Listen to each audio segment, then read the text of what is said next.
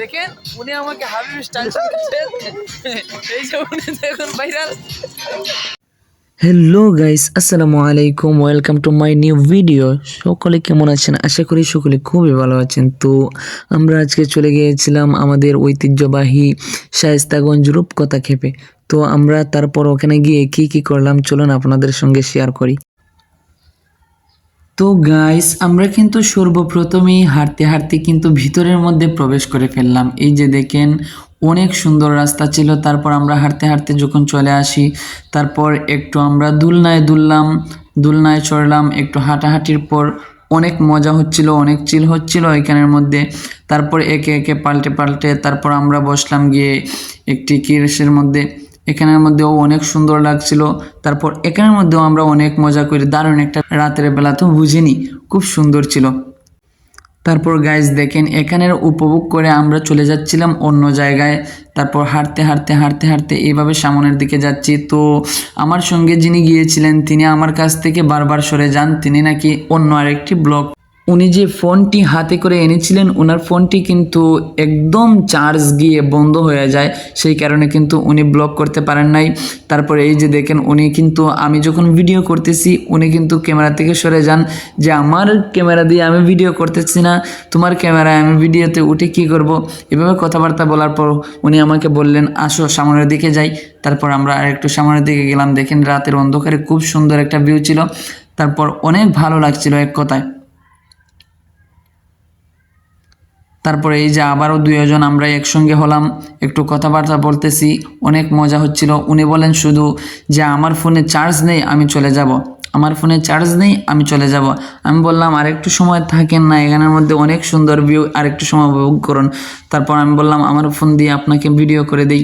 উনি বললেন আচ্ছা দাও তাহলে। এই যে দেখেন সামনের দিকে হাঁটতে হাঁটতে অন্যখানে আমরা চলে গেলাম। পুরো ভিডিওটা আপনারা দেখতে থাকুন। তো এখানের মধ্যে অনেকক্ষণ হাঁটাহাঁটির পর আমরা এক পর্যায়ে চলে যাচ্ছিলাম বাঘ মামার কাছে।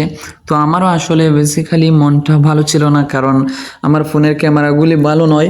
তো তাই জন্য সামনের ক্যামেরা দিয়ে ভিডিওটি করতেছি। সামনের ক্যামেরাও তেমন একটা ভালো নয়। আপনারা তো সকলেই একটু সাপোর্ট করবেন, ভালোবাসা দিবেন, সকলে আমার জন্য দোয়া করবেন। আর নিয়মিত ভিডিও দিতে পারি নাই কারণ আমি এখনও পড়ালেখা করতেছি। সকলে আমার জন্য দোয়া করবেন যেন আমি পড়ালেখায় ভালো একটা কিছু করতে পারি। তো সকলে এই ব্লগটি না টেনে দেখতে থাকুন সম্পূর্ণ ব্লগ। এই যে আমরা তারপর একত্রিত হইলাম, আবার উনি বললেন যে চলো এখান থেকে চলে যাই, আমরা গিয়ে একটু বাঘ মামার কাছে বসি। আমি বললাম আসেন যে আমরা বাঘ মামার কাছ থেকে একটু ঘুরে আসি। তারপর আর কি উনি বললেন লেটস গো, চলো আমরা বাঘ মামার কাছে চলে যাই।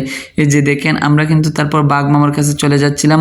এই যে এখানের মধ্যে একটি লাভের কি ছবি তোলার ফটোশপ।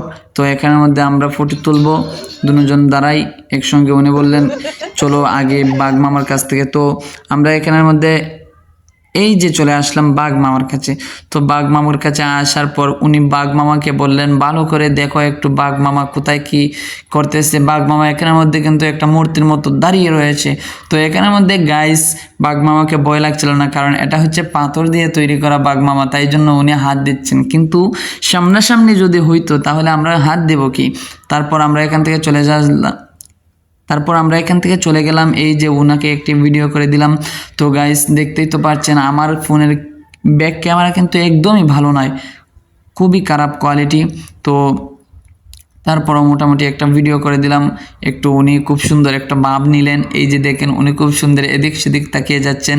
তারপর আমরা কিন্তু আবারও চলে উঠলাম দোলনার মধ্যে। তো এখানের মধ্যে দোলনায় বসে অনেক মজা হচ্ছিল। তো সামনে কি হয় আপনারা দেখতে থাকুন।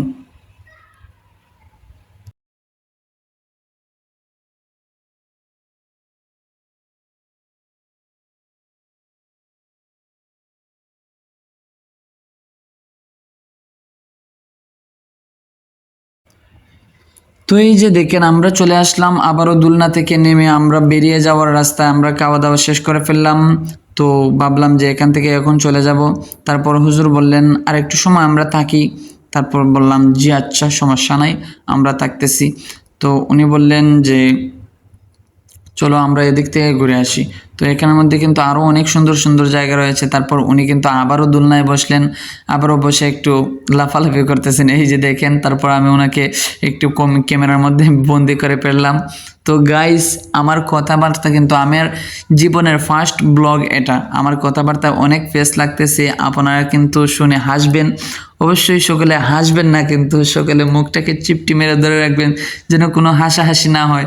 তারপরে এই যে দেখেন, নতুন ব্লগ তো কিছু করতে পারে না, কোনো সময় মোবাইল দাঁড় করিয়ে ভিডিও করি, কোনো সময় পাতার করে ভিডিও করি। তো পুরো ব্লগটি দেখেন আপনারা। এই যে দেখেন, আপনারা যদি এখানের মধ্যে এসে না ঘুরে যান তাহলে কিন্তু বুঝবেন যে না যে এখানের মধ্যে অনেক সুন্দর একটা ভিউ রয়েছে।